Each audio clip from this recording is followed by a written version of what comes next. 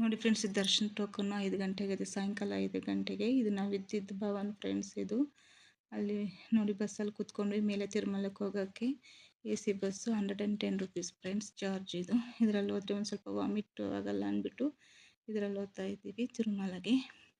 ದೇವನ ದರ್ಶನಕ್ಕೆ ನೋಡಿ ಎಲ್ ಇ ಡಿಯಲ್ಲಿ ದೇವನ ಡೈರೆಕ್ಟಾಗಿ ಇದು ಬರ್ತಾಯಿತ್ತು.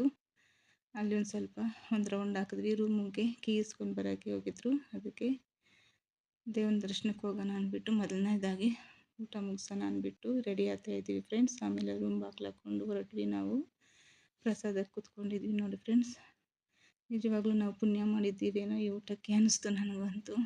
ಚಟ್ನಿ ಸಾಂಬಾರು, ನುಗ್ಗೆಕಾಯಿ ಸಾಂಬಾರಂತೂ ತುಂಬಾ ಟೇಸ್ಟಿಯಾಗಿತ್ತು. ಆ ಚಟ್ನಿ ಮಾತ್ರ ಯಾವಾಗಲೂ ಒಂದೇ ಟೇಸ್ಟ್ ಇರುತ್ತೆ ಫ್ರೆಂಡ್ಸ್.